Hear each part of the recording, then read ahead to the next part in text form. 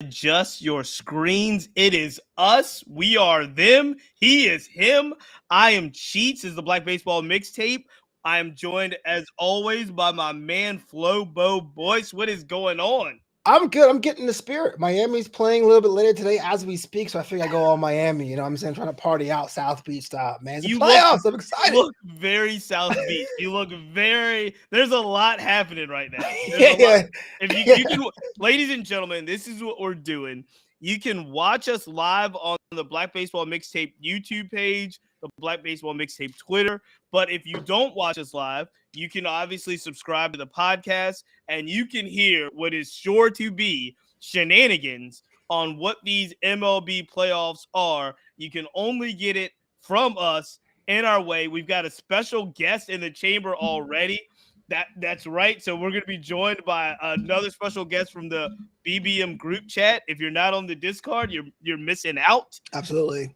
But Flobo, Yo. as we speak, it is about 10 minutes after 7 on the East Coast. And Mm-hmm. as we are talking, the Minnesota Twins are now 4 outs away from basically sweeping the Blue Jays out of the playoffs. I did not call this. This was not my prediction, but this is where we are. It is literally the top of the 8th inning, 2 outs, nobody on, and Yeah. we are watching baseball playoffs. Let me ask you. Let's start with this, and then we're going to bring in our special guest as well. Okay.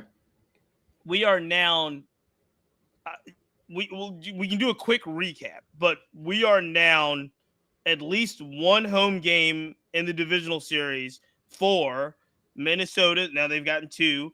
The Tampa Rays have already been swept out of the playoffs. Mm-hmm. The Phillies have got 1. You said tonight you're going to be living your South Beach life. Hey. And we were all in the group chat going crazy about the Snakes at the Brewers. Let's talk about environments. Right. Let's talk about environments as you see it right now. And who has the best divisional series playoff environment to watch playoff baseball? Right now, it has to be Philadelphia, man. That It felt like it was World Baseball Classic level in spades, and on the other side of the X spectrum was Tampa Bay. I mean, Tampa Bay was in the playoffs, and half the town didn't even bother showing up to see their No boys one play. showed So up. there's an either or. There's an alpha and omega right there. Alpha Omega. I'm with you. The Philly scenario last night. So game 1, Miami in Philadelphia. It was insane. Insane environment. I couldn't believe it. I will say this, though. Really impressed with Minnesota. For a team that had lost 18 playoff games in a row. They were lit last night.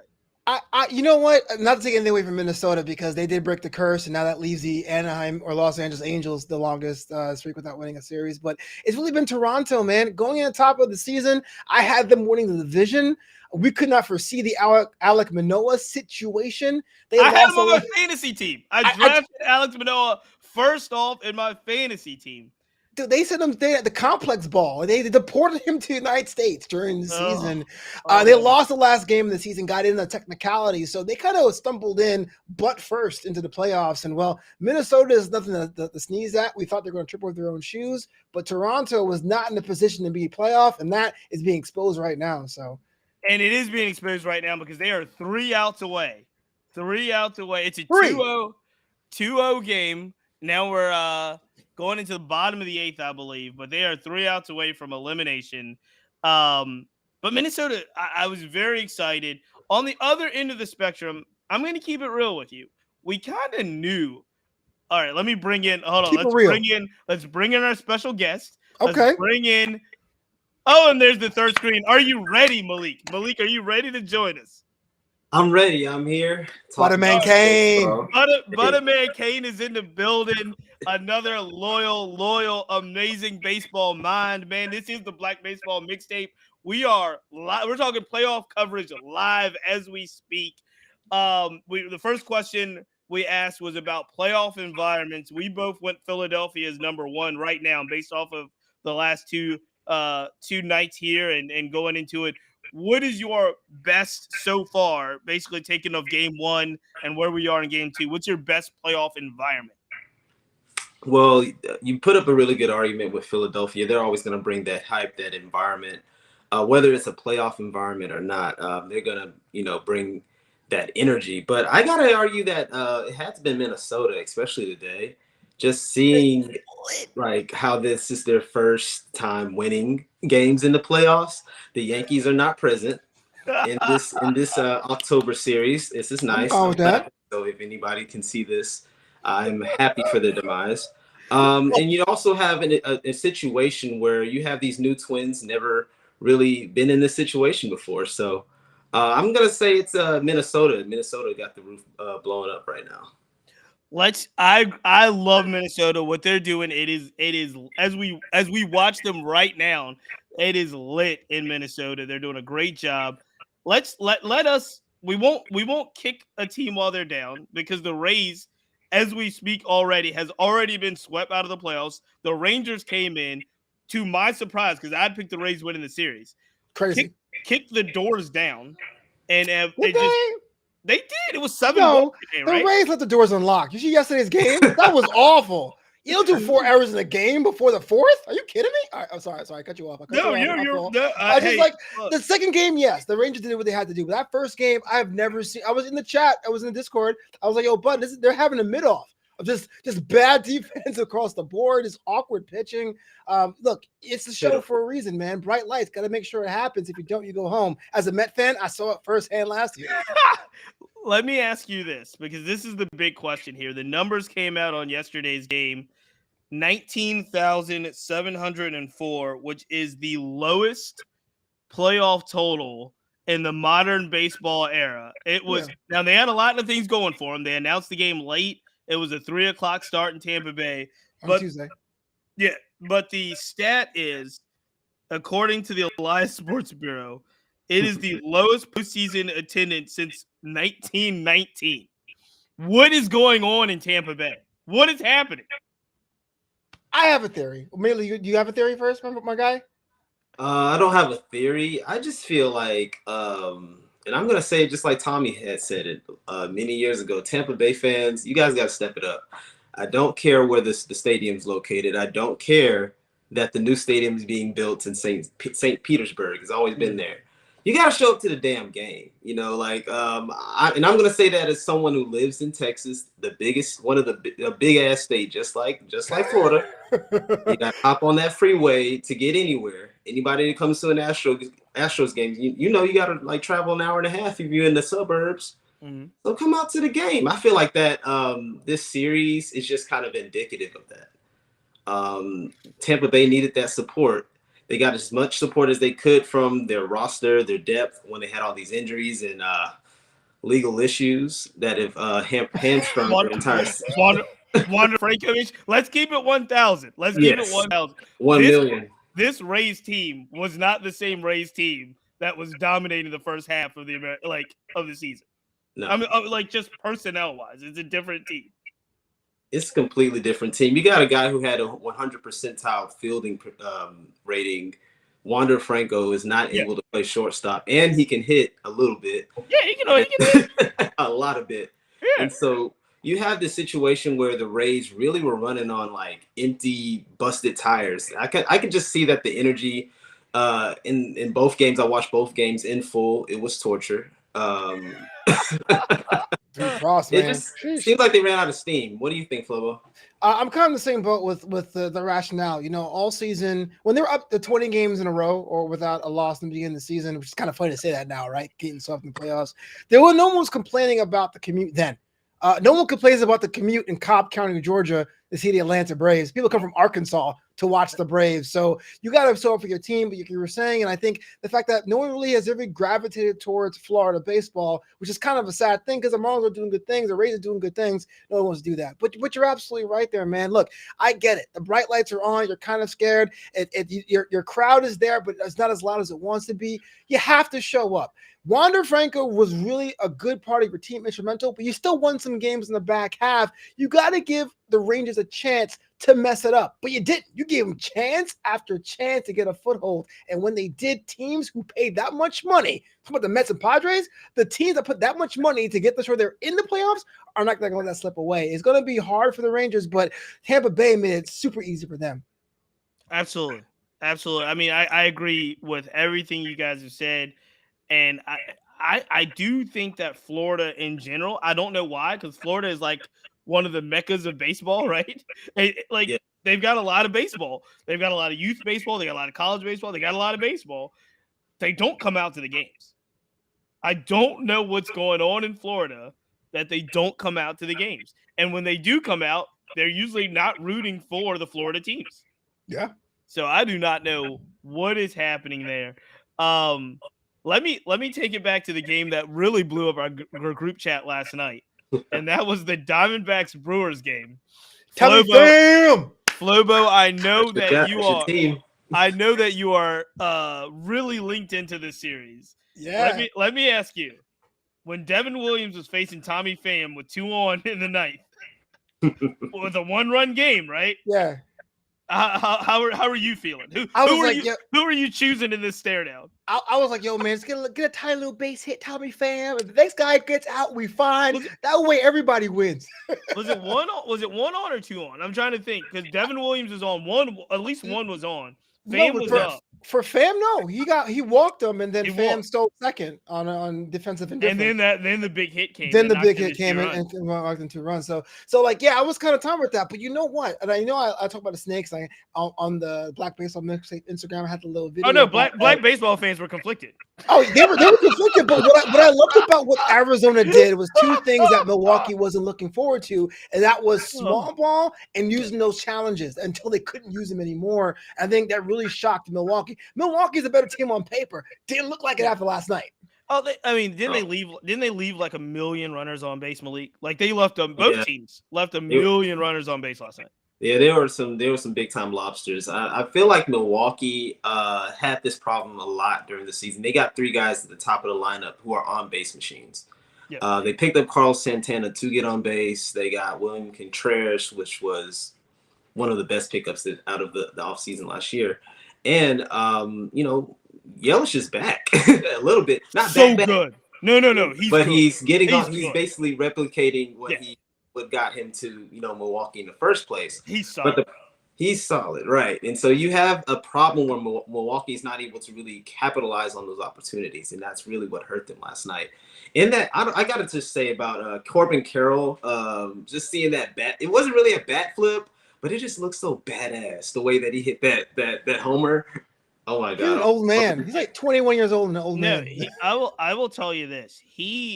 And we can talk about this a little bit before we get out of here. But I did want to ask each of you about breakout stars in the Major League Baseball playoffs, like stars that could have the potential that America really hasn't seen, and will now be kind of falling in love with these players. I think Corbin Carroll's at the top of the list. I mean, baseball fans that really follow the season know how good he's been this year. But I don't think the world has seen the Arizona Diamondbacks like that. They like Zach Gallen's going tonight, right? Their ace. The world doesn't know who Zach Gallen. Zach Gallen could walk in the mall in Richmond, Virginia, and nobody's stopping Zach Gallen. Nobody's stopping Corbin Carroll. Like it's just not. It's like, they could hit my wife in the face. She'd just be like, I don't know, some dude hit me in the face. That's like the white guys. right. But I do feel like Corbin Carroll has the potential to be a breakout star. Who do y'all have? Who's on your breakout star list for this playoffs? Malik, or you want me to go first? Oh, we got some breakout stars. We're gonna start with position players, pitchers, anyone, because I'm looking at one right now that's about to close out this game in Minnesota. I didn't like Durant is filthy. Oh my gosh, yeah. That guy's filthy. If we're speaking on playoff breakout stars, I might have to draw to your Orioles. You have a lot of players who haven't been to the game.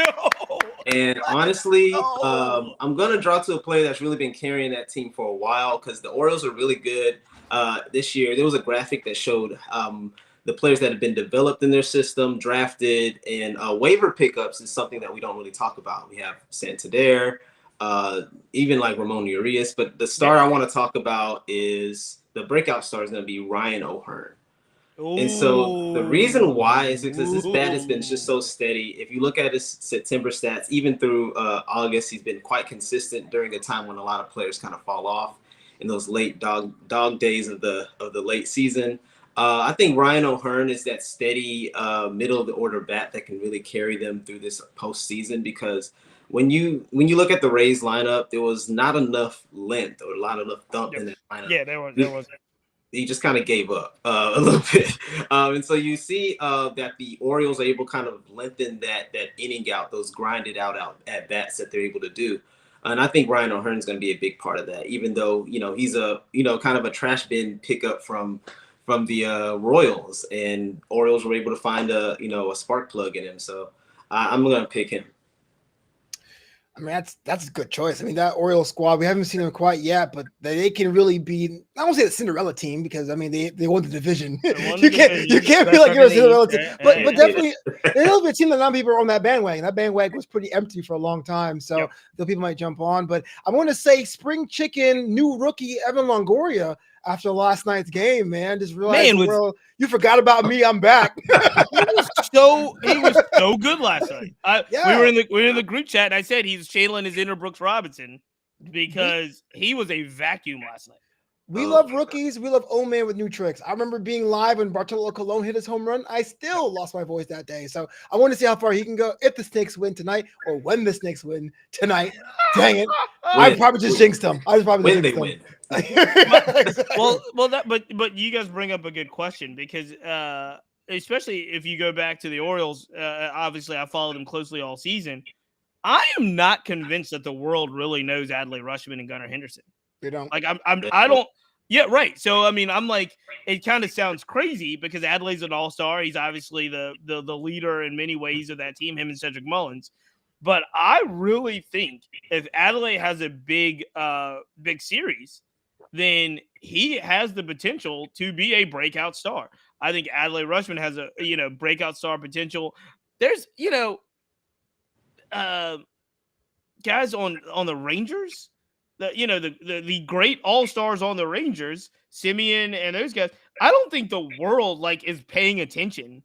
If you know what I'm saying? Exactly. I'm like, somebody asked me today. Oh, my 9-year-old son asked me today, Daddy, do the Twins have any stars? He's like, Byron Buxton? Who's on the Twins? Correct, yeah. Right. So it was like there's just so much breakout star potential in these playoffs. And I do think, despite what happened in Tampa Bay, more people are. I think when we get the ratings for these games, I think more people are going to watch.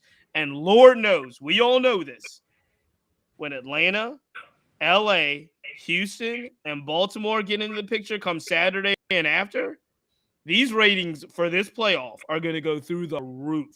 These might be the most watched MLB playoffs ever. If Atlanta, LA, Houston, and Baltimore start taking care of business, it has star potential written all over. Is the question, is it because of the new rules? You think that's the reason, or people want something fresh? What will you think would be the catalyst for this year being so popular? So I think the season's been really popular. One, this has been the ratings and so in-game attendance this season has been amazing. It has been one of the best in-game attendance for a team. And then ratings have been better across the board. So it's like this. I don't know. I wish I could really pinpoint something particular, like McGuire and Sosa, or like Barry Bonds. It's not that. It's not even Aaron Judge like last year, right? Right. But it's just this. It's just this collective, right? It's the collective. The players. Somebody told. I got to shout out Miss Taylor over at the Chicago Tribune, because she's great on Twitter. She's amazing on Twitter. And somebody wrote about baseball was dying. I can't remember exactly what she said. I don't want to put words in her mouth. But she wrote in her tweet, and her comeback was like, basically the players are cooler. That's what happened. That's what happened. Major League Baseball players got cooler Ronald Acuna is cool. Ella De La Cruz is cool. Mookie Betts is cool. I don't acknowledge that team in Atlanta, but I hear you. That's a good point. 2019 is a baseball for me. but Jazz Chisholm is cooler. Like across the board, right? Across the board, the players have gotten cool. Fucking Shohei. Shohei's very cool. So it's like across the board, the players have gotten cooler, and more people are starting. I think it does help that the games are moving along faster, but I think people are also starting to pay attention to these personalities that are really blowing this game up, and it showed. 2023, it has showed across the board. I mean, you can't argue with that, man, because the numbers are right. Whether it's weekend attendance, team long attendance, ratings, live +3, live +7. People are watching baseball games a week after they air, especially in baseball. I mean, there's something trending up, and maybe they let the kids play. Maybe it's your face being on your TV screens all spring. Maybe that's the reason. I don't know, but I'm glad baseball's back, man. I really am.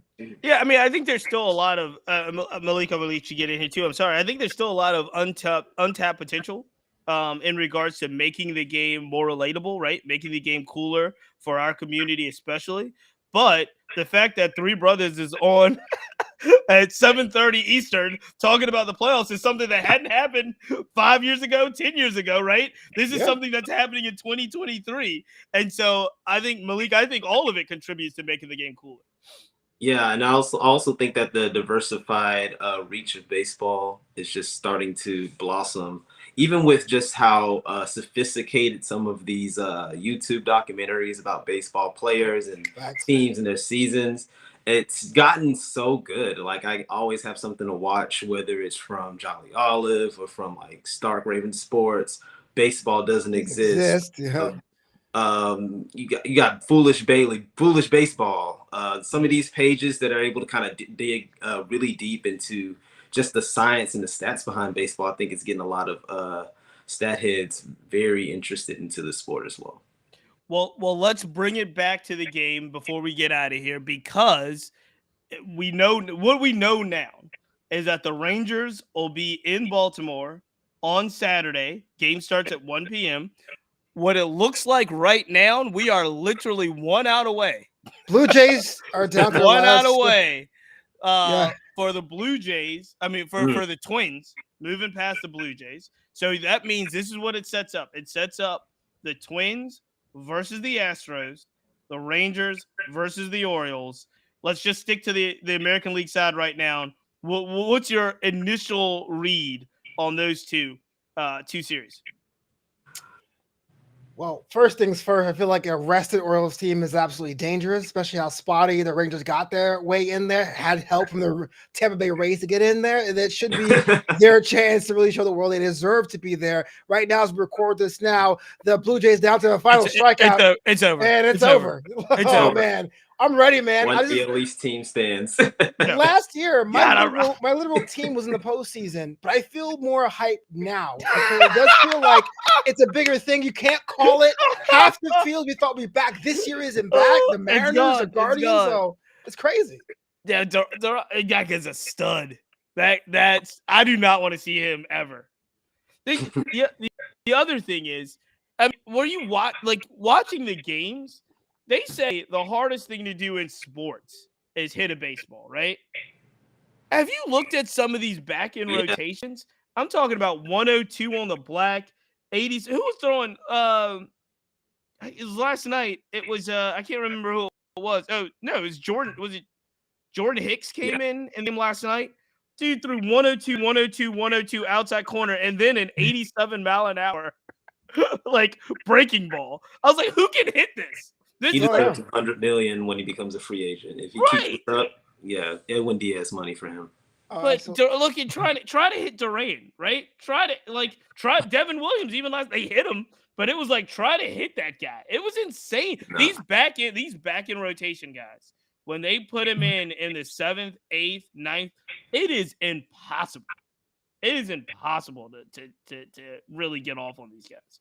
Yeah, I mean, that was kind of the name of the game, right? Just outlast your starter. You'll be fine if the guy you throw is like 91. Yeah. Those days are done. Those days are done. Done. Those days are it's so hard. It is so hard. The slider better be 91. Right. I mean, that's what Coach Prime said, man. The guy was like, it was the hardest thing in sports doing both of them. He was like hitting that baseball. And that's Coach Prime before he was coach. That was commentator Prime. Yeah. All right. So how are we shaping this American League side up? So now, like we said, we got Twins, Astros, we got Orioles, Rangers.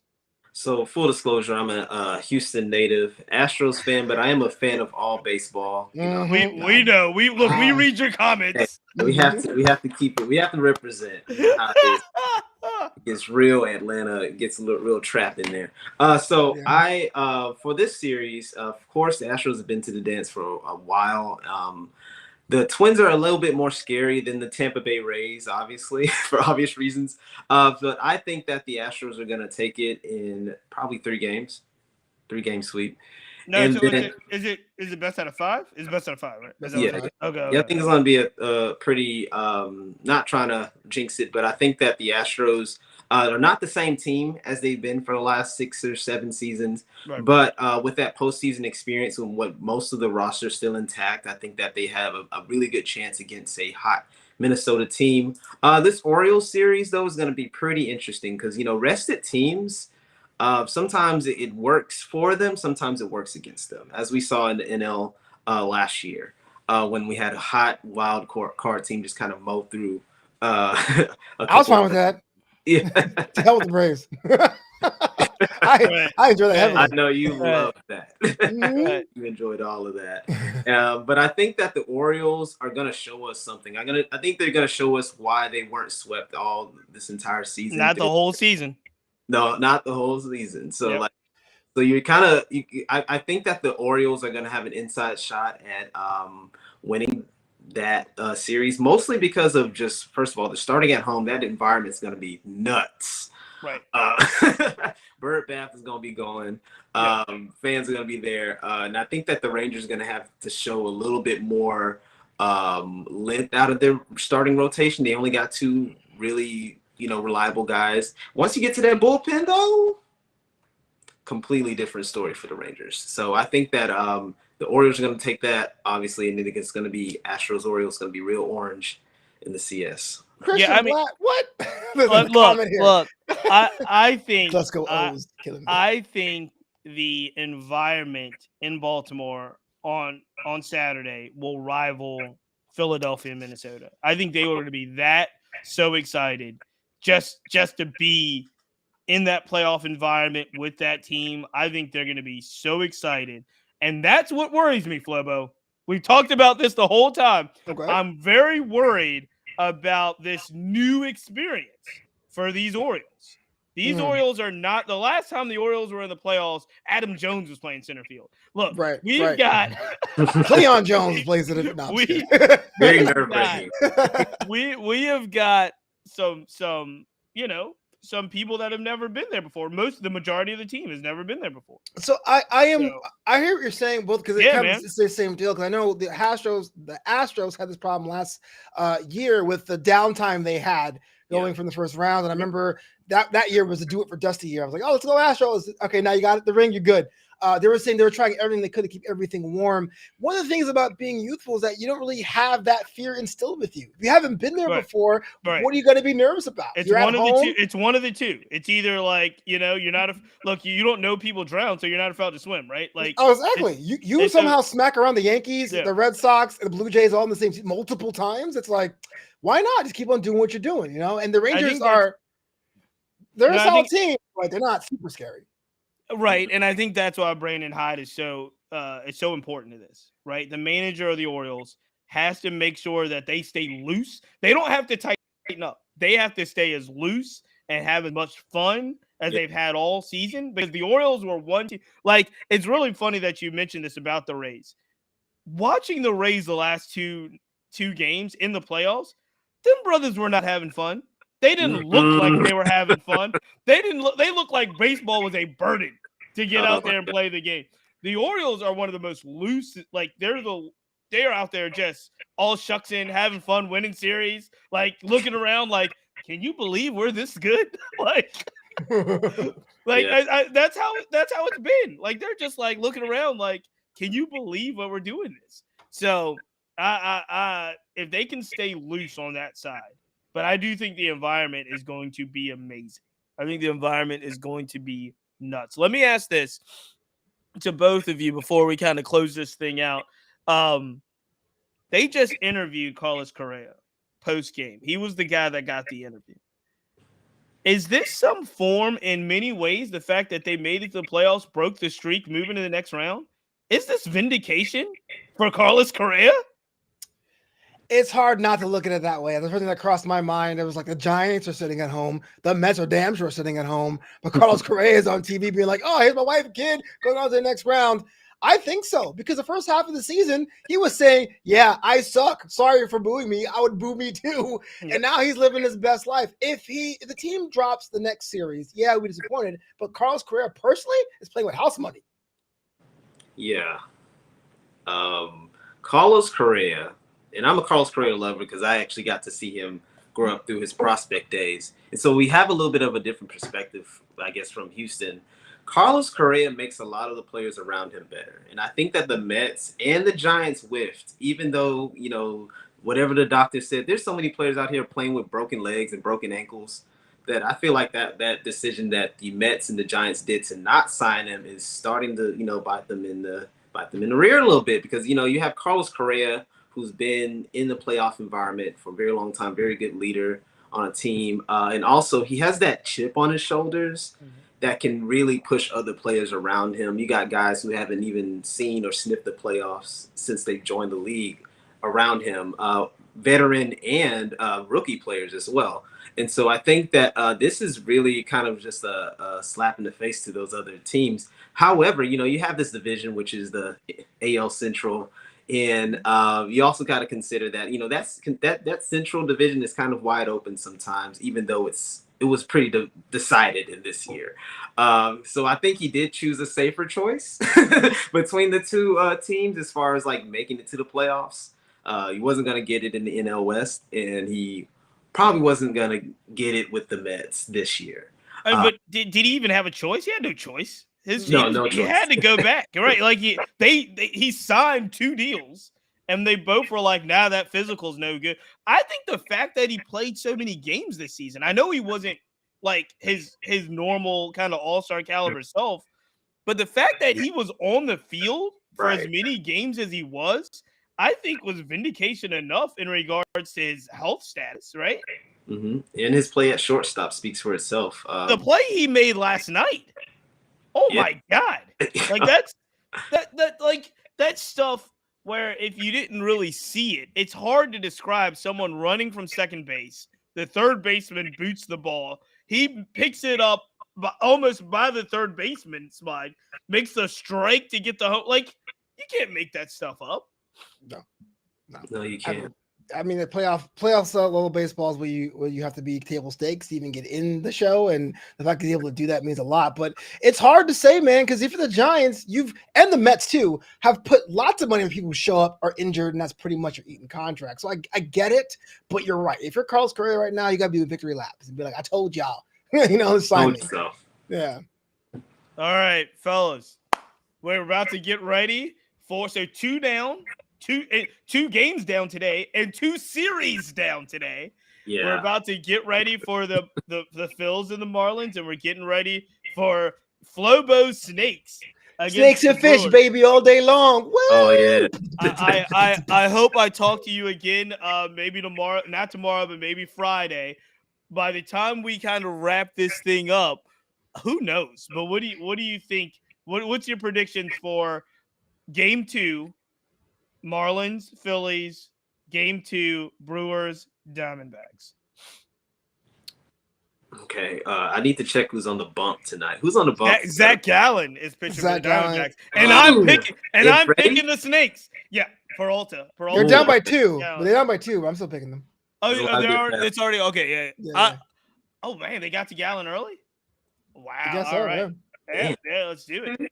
Because I was full disclosure. I was watching the Minnesota game. Brewers are up in the middle. It's in the middle of the second. Brewers are up 2-0. They got to Gallon early. And so I'm still sticking with it, though. As April says, I'm going to stand by him. And I'm picking the Snakes. I got the Snakes too. I want to see at least one in Game 3.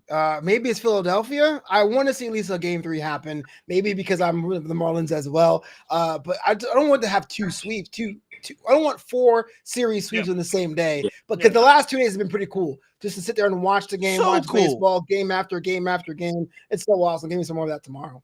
It's so cool. Right. I do miss the 1-game playoff. All right, Grandpa, time to go to bed. No. It was horrible for baseball. Yes, it was. It was 2016, man. It was miserable. But that level of tension and excitement for that one game, I hated that. Like somebody with a really good record was going home after one game. That made no sense. Oh, but I was there. 2016. That environment, man, you couldn't beat it. Everything was on. That's probably why the Rays don't. The Rays fans don't show up to the games because they're always used to going to one game. Right. Oh my God. But seriously, like it boggles my mind. Yeah. I'm on these baseball groups. You're like, oh, I don't go to game because the traffic's so bad. I'm like, if you're at home and everyone's at home, how bad is the traffic? Do you not care about your team? Do you not care about your team? Oh, in Florida, come on now. I was in Tampa, back and forth from East Tampa to St. Petersburg was 35 minutes. Hour and a half my foot. Yo, I'm serious. Oh my God. Babies, I swear. That's what I'm saying, man. All right, fellas. Move the team to Oakland. Oh, Jesus. Oakland Rays. Yeah. Oh, my goodness. He lost his mind on that one. I lost it right there. Look. That's all right, we're gonna have to end on that note. This has been fun, man. This has been fun. A lot going on. They are celebrating in the Rangers locker room, and they're celebrating in the Twins locker room as we speak. We'll be celebrating as we watch these last 2 games. All right, we're getting out of here. Until next time, see ya.